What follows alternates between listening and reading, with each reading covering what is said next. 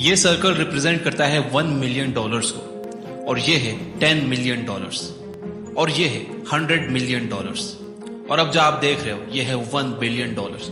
Reliance industries के chairman Mukesh Ambani का net worth इस नंबर से 82 गुना ज्यादा है। और वेल, आप यहाँ हो जो कि जॉब कर रहे हो, और ये जॉब आपको अपनी डिग्री खत्म करने के बाद मिली है। आपके पास अपने बैंक अकाउंट में ज्यादा पैसे नहीं है और दुनिया भर के खर्चे हैं। आपको लगता है कि आप अंडरपेड हो, आपकी सैलरी कम है, आपको अपने घर का लोन भरना है, क्रेडिट कार्ड की EMI भरनी है, और समझ में नहीं आ रहा है कि लाइफ कहाँ जा रही है। मे बी आप एक स्टूडेंट हो जो सपने देखता रहता है कि कोई अच्छी डिग्री कर लूंगा जिसके बाद एक अच्छी जॉब लग जाएगी, जिससे अच्छे पैसे आने लगेंगे और फिर लाइफ सेट हो जाएगी। मे बी आपके पास सेविंग्स के अलावा एक हेवी स्टूडेंट लोन की तलवार सर पर लटकी है। अमीर बनना मानो एक सपने जैसा दिखाई पड़ता हो। यार, उन लोगों ने कैसे किया होगा? आप अपने आप से बार बार ये सवाल करते हो। ये सारे मिलियनर्स, बिलियनर्स और करोड़पति लोग इतने यंग एज में इतने सक्सेसफुल कैसे बनते हैं? शायद इन्हें कोई चीट कोड पता है, शायद पैसा बुरा है, शायद आप अनलकी हो, शायद you are not good enough, शायद आप कभी अपना लोन क्लियर ही ना कर पाओ, शायद आप कभी वर्ल्ड ट्रेवल ही नहीं कर पाओगे, शायद आप कभी अपने ड्रीम कार नहीं खरीद पाओगे, शायद आपके सपने सिर्फ सपने ही रह जाएंगे। ये सब के बाद आपको रियलाइज होता है कि ये सब कुछ एक गेम है, एक गेम जिसमें आप जितनी भी मेहनत कर लो आप सिर्फ हारते ही जा रहे हो, क्योंकि आपने एक हारती हुई टीम चूज की है। What if I tell you that you are wrong?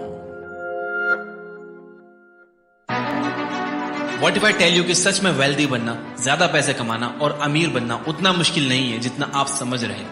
What if I tell you कि आपको जो स्पोर्ट्स कार लेनी है वो आप ले सकते हो, आपको घर का लोन क्लियर करना है वो आप कर सकते हो, आपको जो गुच्ची के डिजाइनर कपड़े लेने हैं वो आप ले सकते हो, आपको जो लेटेस्ट आईफोन खरीदना है वो आप खरीद सकते हो, और आप जैसी चाहो वैसी लाइफ जी सकते हो।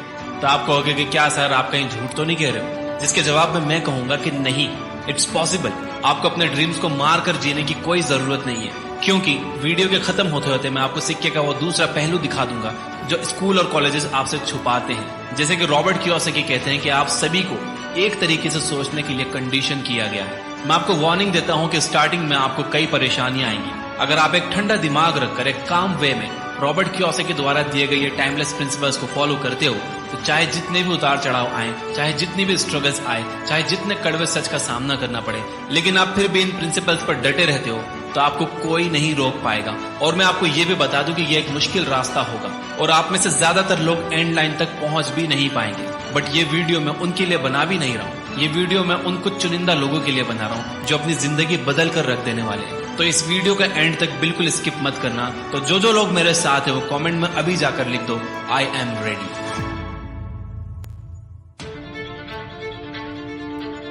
(1923) में शिकागो की एजवाटर बीच की होटल में एक ग्रुप ऑफ लीडर्स और बहुत बड़े बड़े बिजनेसमैन ने एक मीटिंग की। उनमें से कुछ नाम है: Charles shop, head of largest steel independent company; Samuel incel, president of largest utilities; Howard Hobson, largest gas company के ऑनर, और भी बहुत बड़े बड़े लोग थे।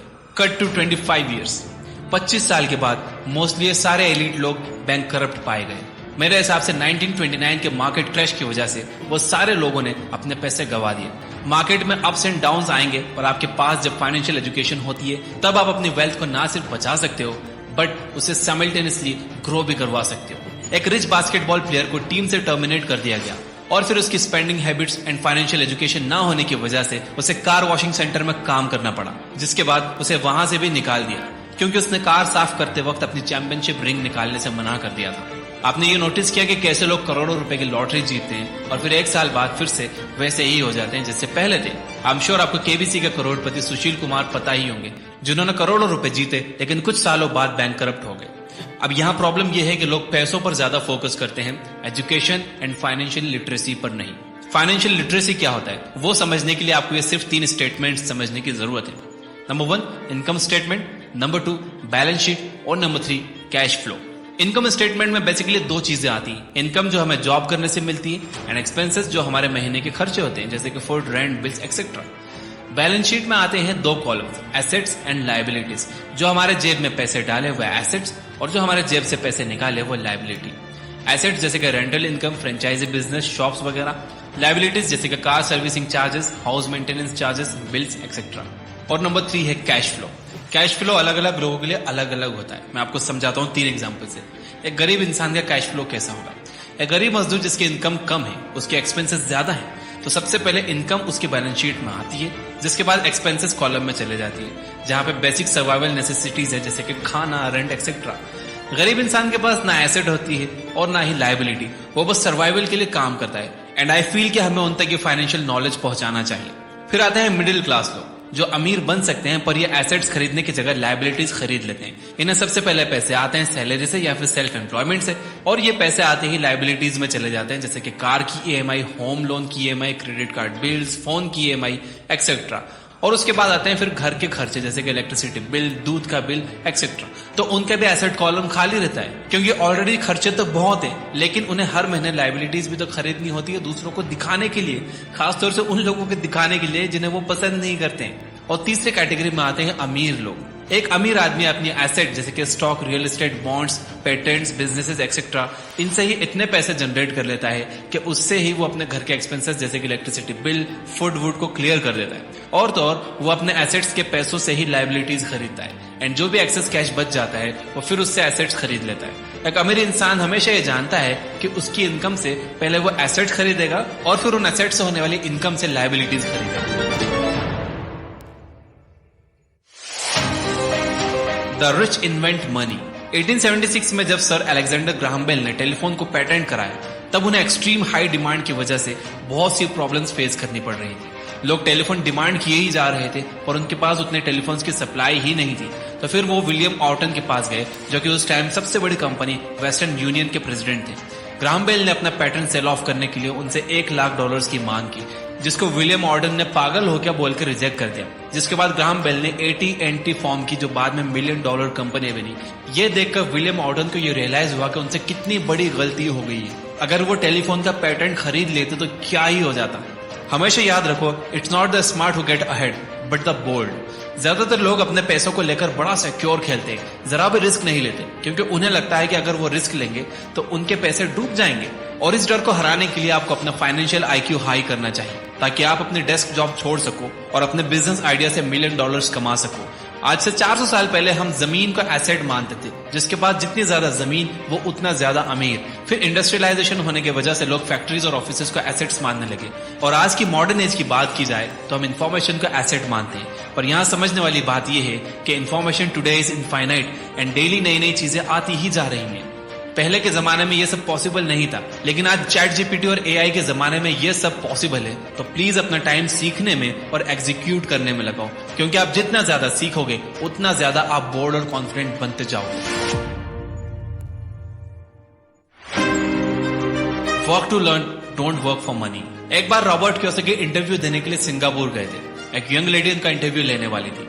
इंटरव्यू के बाद उस यंग लेडी ने कहा कि मैं भी आपकी तरह बेस्ट सेलिंग ऑथर बनना चाहती हूँ। अब क्योंकि वो बहुत अच्छा लिखती थी, रॉबर्ट ने पहले ही उस यंग लेडी के कुछ आर्टिकल्स पढ़े थे और रॉबर्ट को वो आर्टिकल्स बड़े अच्छे लगे थे। तो रॉबर्ट ने बड़े कैजुअली उस लेडी से पूछ लिया कि इतना अच्छे लिखने के बावजूद भी तुम राइटिंग को फुली परसीव क्यों नहीं करती। जिसके बाद रिस्पॉन्स ने उससे कहा कि सब कहते हैं कि मेरे आर्टिकल्स, बुक्स बहुत अच्छे हैं, पर कोई उन्हें खरीदता ही नहीं है, इसलिए मैं इस न्यूज़पेपर फॉर्म में काम करती हूँ, ताकि मैं अपने बिल्स को टाइम टू टाइम पे कर पाऊँ। क्या आपके पास मेरे लिए कोई सजेशन है? रॉबर्ट ने इमीडिएटली रिप्लाई किया यस, और कहा कि मेरा एक फ्रेंड है जो सेल्स सिखाता है, आपको उनके सेमिनार्स अटेंड करने चाहिए। तो सुन के यंग लेडी एकदम गुस्से में आ गई और रॉबर्ट से कहने लगी कि आप मुझे फिर से स्कूल जाने के लिए कह रहे हो, अब मैं सेलिंग सीखूंगी। तो रॉबर्ट ने कहा कि सीखने में क्या बुराई। तो उसने कहा कि मैंने इंग्लिश लिटरेचर में मास्टर्स किया है, आई एम अ प्रोफेशनल, और वैसे भी मुझे सेल्स के लोगों से सख्त नफरत है। ये बात बोल के वो अपना ब्रीफ केस पैक करके जाने लगी। रॉबर्ट ने एक कवर देखा जो वो लेडी लेकर आई थी, जिस पर लिखा था Robert Kiyosaki, best selling author of the book rich dad poor dad. Robert ने उससे कहा कि ये देखो तुमने क्या लिखा, best selling author. I am not the best writer, मेरी राइटिंग स्किल्स भी इतनी अच्छी नहीं है, पर I am a good seller. तुम्हारी राइटिंग भले ही अच्छी हो, बट अगर कोई इसे खरीदेगा ही नहीं तो क्या फायदा, और सेल्स सीखने में क्या बुराई है। ये सुनकर उस यंग लेडी की आंखें खुली की खुली रह गई। रॉबर्ट कहते हैं कि आज हमारे आसपास बहुत स्मार्ट, एजुकेटेड और टैलेंटेड लोग हैं, पर मैं बहुत बुरा फील करता हूं उनके लिए कि इतने टैलेंटेड होने के बावजूद भी वो इतने कम पैसे कमाते हैं, क्योंकि वो लोग काम करते हैं ताकि पैसा कमा सके, जबकि आपको ऑब्जेक्टिव पैसा कमाना हो तो आप अपनी स्किल्स पर मास्टरी कैसे अचीव कर पाओगे। याद रखना, लोग हाई एंड पे सिर्फ और सिर्फ स्पेशलाइज्ड नॉलेज को करते हैं, एंड स्पेशलाइज्ड नॉलेज कैसे आती है? Through learning and making a lot of mistakes in small niches. Mind your own business. 1974 में मैकडॉनल्ड्स के ऑनर रे क्रॉक को यूनिवर्सिटी ऑफ टेक्सास में इनवाइट किया गया था। वहां सारे स्टूडेंट्स जो एमबीए परस्यू कर रहे थे हॉल में पहुंच गए। उन्हीं स्टूडेंट्स में से रॉबर्ट का एक फ्रेंड भी वहां हॉल में प्रेजेंट था। रे क्रॉक ने एक बहुत पावरफुल स्पीच दी एंड सब स्टूडेंट्स बहुत मोटिवेट हो गए थे और फिर फाइनली हॉल एडजर्न्ड, यानी कि सब अपने अपने घर जाने लगे। कैजुअली स्टूडेंट्स ने रे क्रॉक को स्पीच के बाद उनके साथ हैंग आउट करने के लिए पूछ लिया। रे क्रॉक वॉज वेरी काइंड एंड उन्होंने स्टूडेंट्स के साथ हैंग आउट करने के ऑफर को एक्सेप्ट कर लिया। रे उन स्टूडेंट्स के साथ कैंटीन में गए और वहां सब ने हाथ में अपनी बियर की बॉटल उठा ली। सब बियर सिप करने लगे। रे ने स्टूडेंट से एक क्वेश्चन पूछा, what do you think what business I am in. Students को लगा कि रे मजाक कर रहे हैं, सब हंसने लगे। रे ने फिर से सेम क्वेश्चन कहा कि आपको क्या लगता है मैं किस धंधे में हूं। तो एक स्टूडेंट ने कहा कि वो कोई गधा ही होगा जिसे पता ना होगा कि आप बर्गर्स की फ्रेंचाइजी सेल करते हो। रे ने कहा कि मैं बर्गर्स बेचने के धंधे में नहीं हूं, मैं एक्चुअली रियल एस्टेट के धंधे में हूं।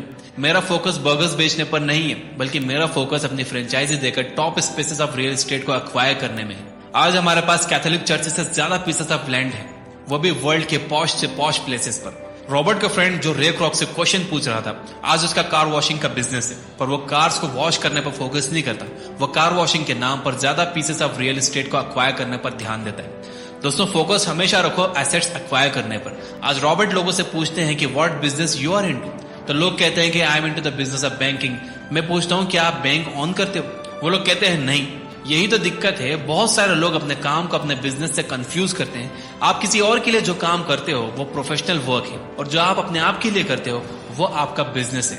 आई नो वीडियो थोड़ी लंबी हो गई है, बट एंड में मैं आपसे यही कहूंगा कि अगर आपको वेल्दी बनना है तो start minding your own business, keep your day time job, but start buying real assets, not liabilities.